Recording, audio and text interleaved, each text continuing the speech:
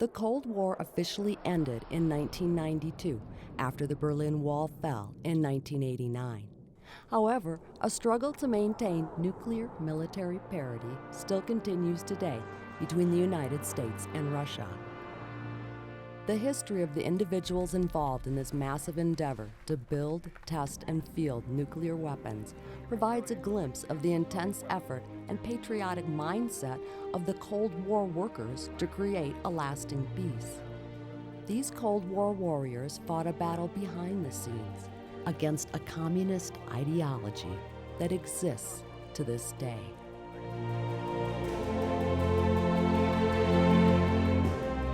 The individuals interviewed for this documentary on nuclear weapon field test activities at Sandia National Labs were legends in the history of the corporation and game changers in the evolution of nuclear weapons testing.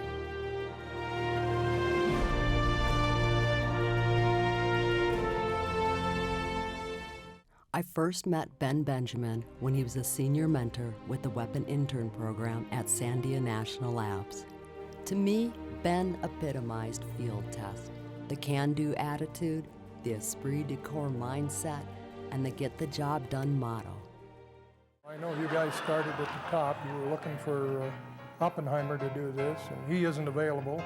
And then you were thinking of General Groves, and he's no longer available. And you went on down the organization chart, and you finally got to a technician who was there, and that was me. Field testers were generally adventurous souls who inadvertently found themselves transported to isolated regions devoid of housing units, eating establishments, and parts stores.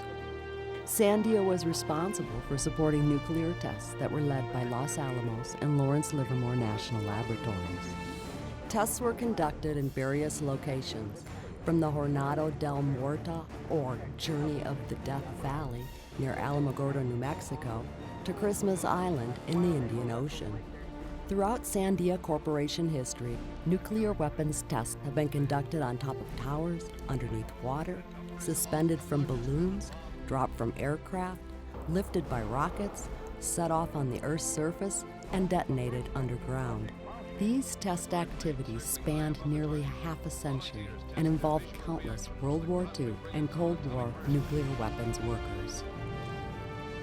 Collectively, their stories convey a sense of urgency, first in ending World War II, and then stopping Russia from obliterating the United States during the race to build the biggest, baddest bombs. 4, 3, 2, 1.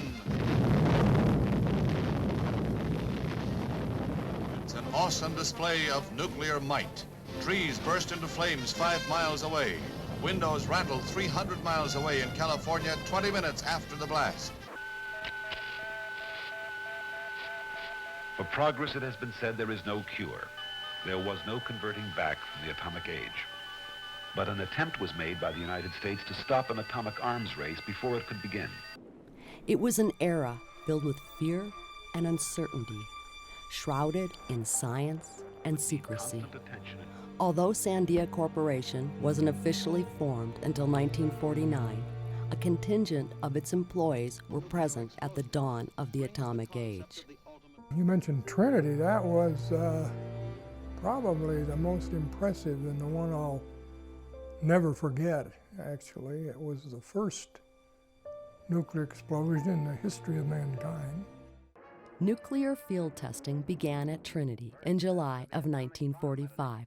The same month, Z Division of Los Alamos Scientific Laboratory, the forerunner of Sandia Corporation, was tasked with handling future weapons development engineering, bomb assembly, and bomb system operations, including arming, firing, and fusing, plus ballistic tests of weapon shapes. These activities led to the development of Little Boy and Fat Man, the first and only atomic bombs used in war. During that era, the actual detonation of a nuclear device was needed to verify theoretical concepts that underlie its design and operation. At the time, Leon Smith, another senior mentor from Sandia's Weapon Intern Program, was a member of the 509th Composite Group, which dropped the bombs on Hiroshima and Nagasaki, Japan. After the Allied victory in World War II, planning began for a series of atmospheric weapons effects tests on Bikini Atoll in the Marshall Islands, located in the North Pacific halfway between Hawaii and Australia.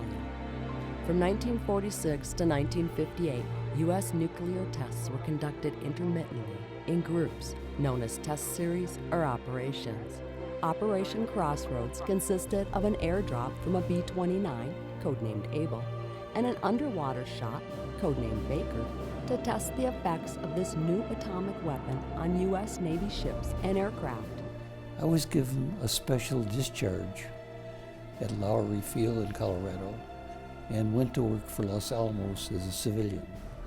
So on the Able mission at Bikini, I was the only civilian on the crew. When we got there, they had just moved the natives off of Bikini. I got Howard Austin out of Oak Ridge. I had known him earlier, and he's quite an amateur radio guy, and had him set up a radio system between that target island and our own island, and the aircraft. That meant they needed about 6 two-way radio stations capable of covering the distances involved.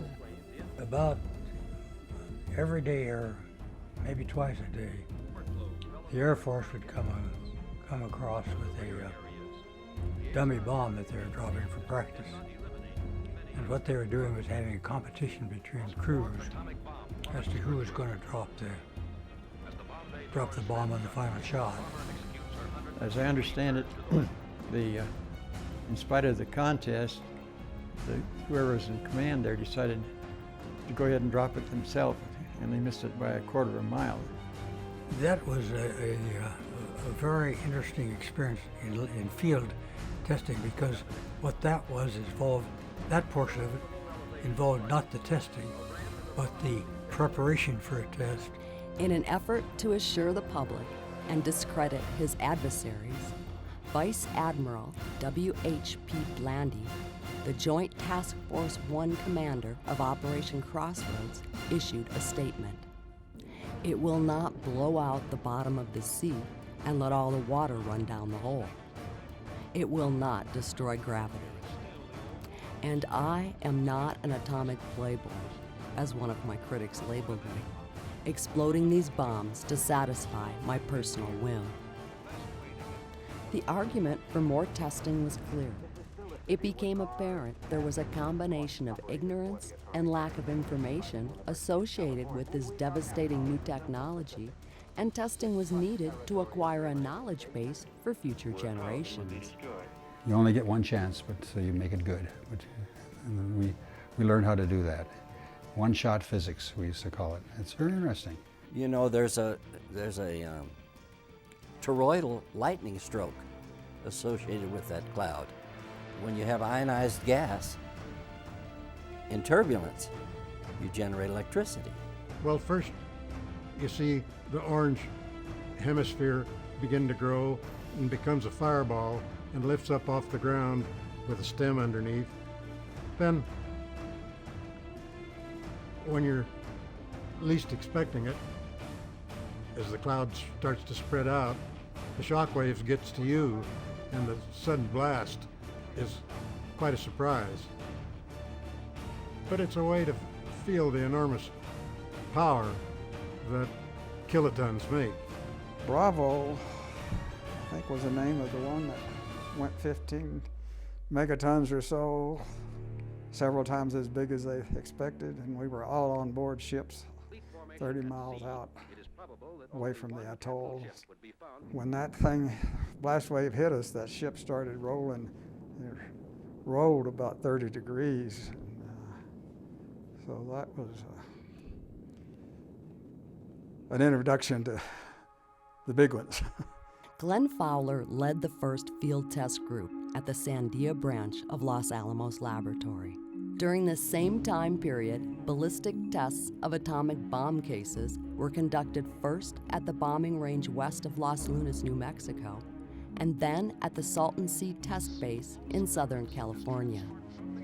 Then, on April Fool's Day 1948, the first major clash of the Cold War occurred with the Berlin blockade.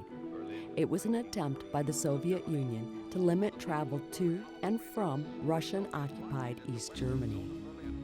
The challenge was answered with the Berlin airlift, which wrote history in the German skies and kept an island of democracy alive in the heart of the Soviet zone.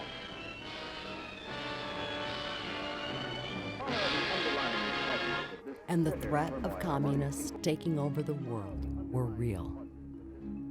President Harry Truman authorized new weapons development tests, and in 1948, Operation Sandstone was conducted on a large coral atoll of 40 islands, the site of the Atomic Energy Commission's newly formed Pacific Proving Grounds for nuclear weapons testing. It introduced a second generation of weapon designs and involved over 10,000 people. But the Cold War intensified when the Soviet Union unexpectedly detonated their first atomic bomb in August of 1949, and the United States ceased to be the only country in the world with an atomic arsenal. President Truman's dramatic announcement that Russia had the atom secret caused State Departments all over the world to stir uneasily. At the United Nations, Soviet Representative Andrei Vyshinsky refused to comment and stalked coldly into the Assembly building. The grim vision of an atomic war, which would leave complete desolation in its wake, is a problem that deeply affects nearly all deliberations of the International Forum. In November of 1949, Sandia Corporation became an independent lab under AT&T, and Sandia's field test operations evolved over the years to encompass a range of activities. But I was not in field test. I was in the so-called weapons effects department. No, field test was the engineering branch of all these things. They did the hard work. Everett Cox developed an organization of so-called scientists, and there were highly trained engineers, and then the doers, who were field test, the ones who went out in the field and put things together and made it work, became a separate organization, or they became part of the existing field test organization. Our slogan was, the difficult we do immediately, the impossible takes us a little longer. So you had to find out how to get by that impossible stage, and there's always a way. I probably went into field tests because I wanted extra money. But after a while, I started to believe in it, and what we were doing, and what was happening in the world. On the other side of the world, to divided, unstable Korea, came the first large-scale military clash of the atomic age. Department of Defense and newsreel pictures show graphically the suffering undergone by 1st Cavalry soldiers taken prisoner by the North Koreans and later released by the Chinese Reds. The outbreak of the Korean War led to fears that testing in the Pacific would be impossible, so an alternate testing ground was established in the continental United States at Frenchman Flat on the Las Vegas Bombing and Gunnery Range, formerly known as the Nevada Test Site and now called the Nevada National Security Site. The first atomic tests located in the United States since Trinity were conducted during Operation Ranger in 1951. 5 test shots were detonated in just 8 days. Each subsequent atmospheric test, whether conducted in the continental U.S. or in the Pacific, yielded more and more weapons effects data. And during these operations, Sandia field testers continued to go above and beyond. And there it is, the familiar sinister contours of the atomic cloud. A dramatic punctuation mark for these historic Defense Department films of the most lethal blast ever unleashed by any artillery weapon in history. There it is. Nuclear blast turns darkness to daylight. They thought we'd wiped ourselves out. We blacked out communications for over a day in the Pacific. They couldn't communicate with it. Didn't have cables out to Hawaii in those days even. But I remember one particular flight test that I went along on. They didn't have any room for me to sit down. So I had to lie down the entire program in the transport tube that went from the front of the B-29 to the back end of it over the bomb bay. And that was an interesting flight. We took our building and got big ropes and tied it down to the palm trees, you know, and then we had practiced taking our data, which was on these 4x6 film clips, putting it in our shirt and running at top speed all the way down to the water's edge and falling down on the beach, covering our head and waiting to what comes next. Nobody knew. Small boy, we all had our smoke glass that we were looking through and watched the test. I was watching this beautiful bomb and all the fire and lightning and colors, and I heard something, and I turned around and I looked up. My hat was going end over end up in the sky, and so that impressed me. There is a shock wave that accompanies all this. Then atmospheric testing abruptly ceased on Halloween 1958, when the United States entered into a gentleman's agreement with the Soviet Union for a unilateral testing moratorium. During this moratorium, Sandia continued to analyze data from previous test shots and develop technology to detect atmospheric bursts and underground nuclear detonations.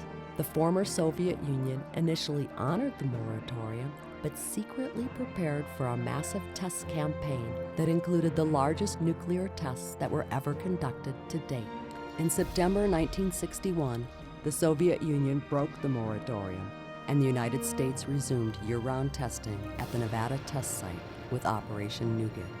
Then there was this mad rush to get ready to fire as many shots as they possibly could.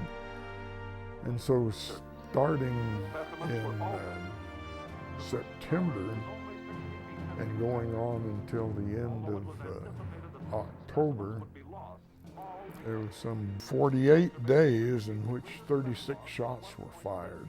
The Berlin Wall was erected in 1961.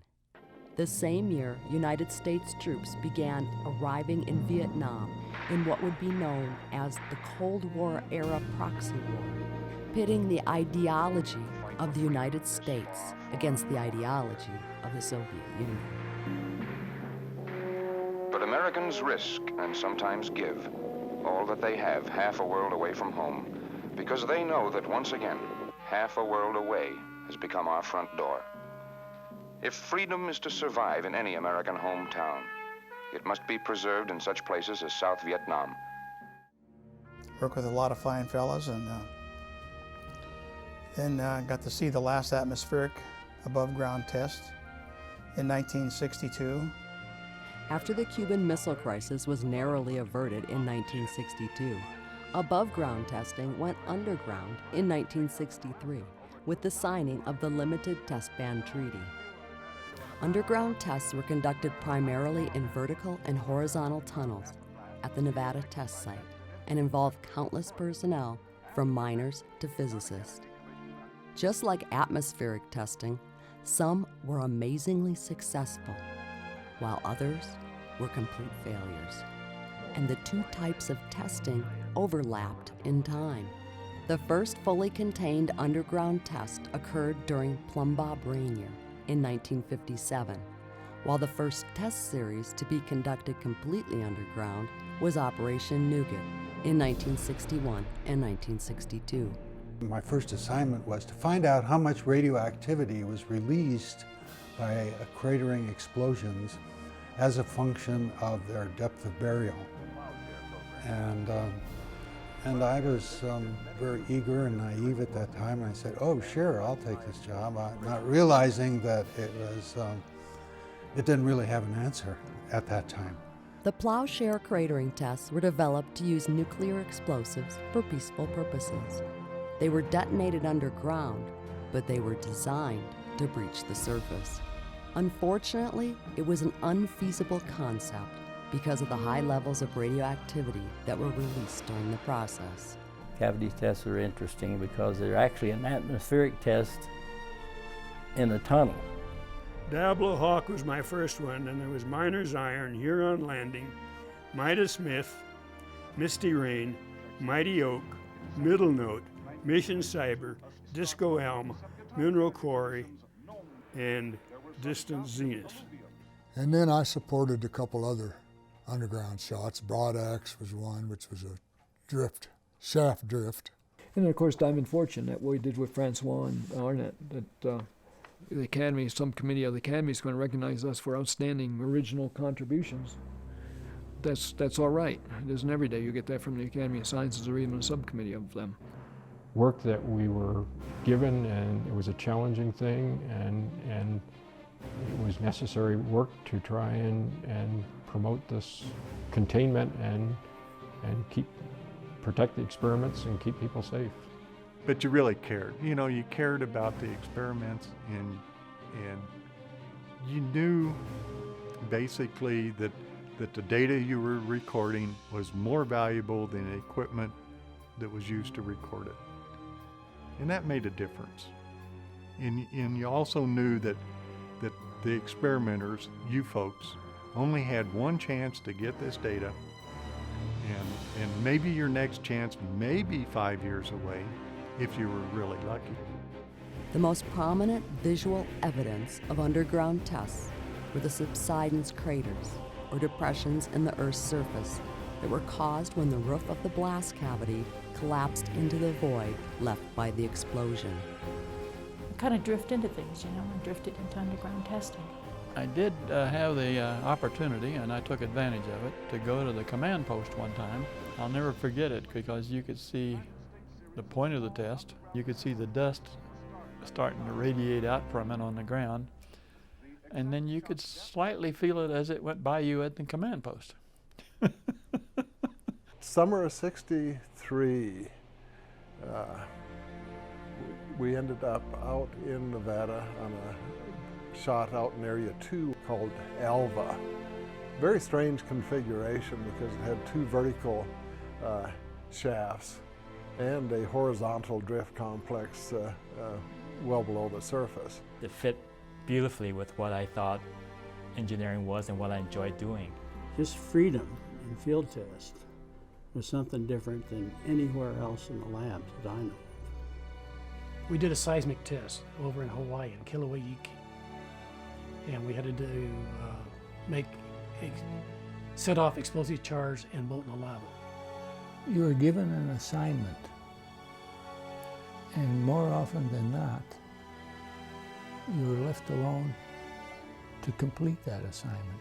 I think everybody that was out there was really dedicated. The guys that weren't didn't last very long. They were gone. See, I started in 1974. I came out with Howard Viney, who is a great old field tester, and he took me around and took me to G-Tunnel, where we got to go underground and look at some of the early experiments that were setting up for the fast gate closures that Sandia developed. Most of the things that became of interest to me had nothing to do with radiation, but most often involved explosive toxic gases typically from closure systems where they're generated. And putting down a system into a hole, one time the system dropped.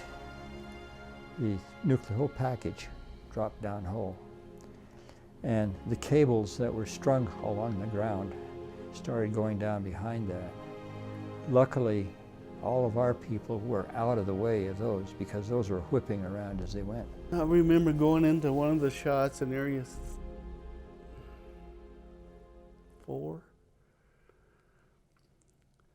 They'd let us in, you know, after it cratered, and this one didn't. Anyway, we drove up the pickup to get our data out of the trailer, and the thing cratered. Boy, you talk about that thing like to knock the tires off that truck. A miner close to me said, "It's time to run." We ran, and about 4 or 5 seconds later, about a 1,000-pound slab of rock ended up where we had been standing. It was a dangerous business, but the miners were outstanding in their knowledge of the rock behavior. We had a misfire. was on the Diablo event. That meant somebody had to climb the tower and disarm the device. Well, Bob Burton sort of became a hero. The story was written up in Life magazine. It shows a picture of these three men and an article about the misfire and climbing that 500-foot tower. Dan and I contend, were two survivors closest ever to nuclear explosions. Count down to 0, and when the fireball engulfed my balloon array, I hit the deck. Dan did too. And it wasn't for a couple of years later, well, I think it's been declassified by now, I hope. But it was a couple of years later, but before we found out what really happened was that the thing wasn't safe. And it went with a 55-ton radiochemical nuclear yield.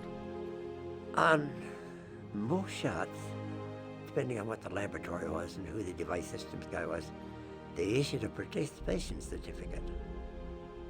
I got 40 in the bedroom. I stopped collecting them, or they stopped issuing them. I think I was involved maybe 50 shots in 8 years, either in the planning stage or actually worked in the field on them. I had been either the project leader or the alternate project leader on 57 underground nuclear tests. The Vietnam War ended in April 1973, and the Berlin Wall came down in November 1989.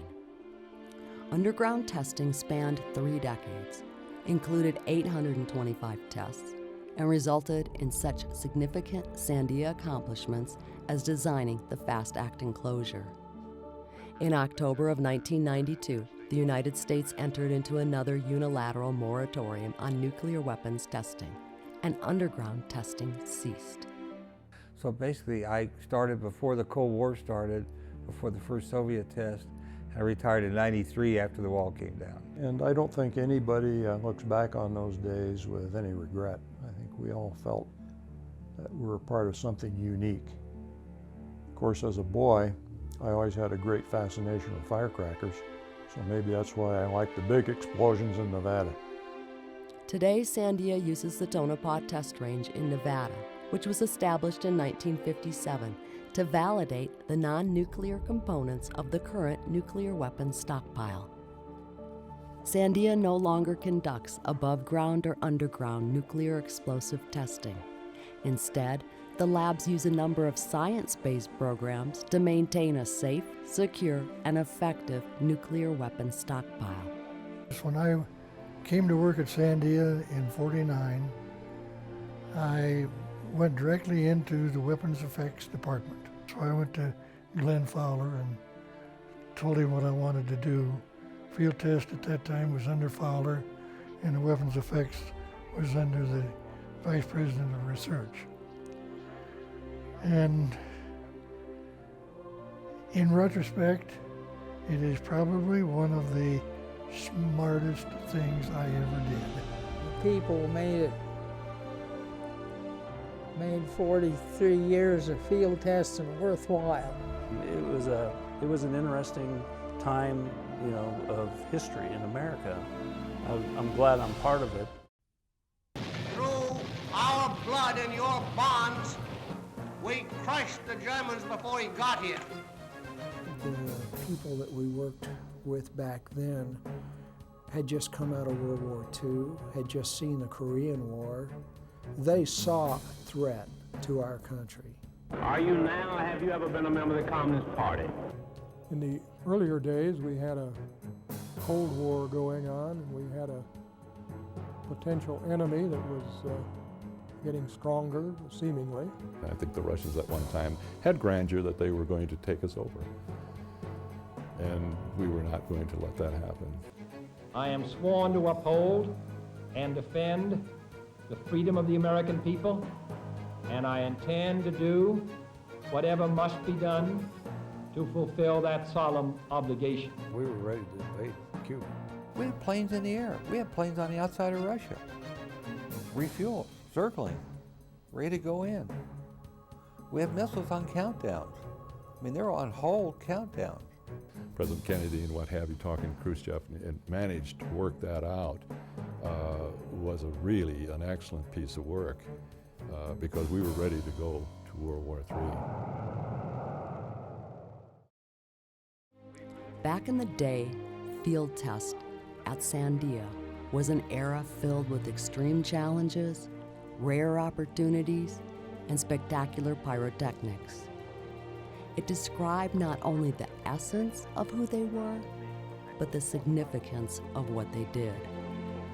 Field testers were a unique breed of individuals who assumed dangerous roles of behind-the-scene heroes on the world stage during a frightening time in American history known as the Cold War.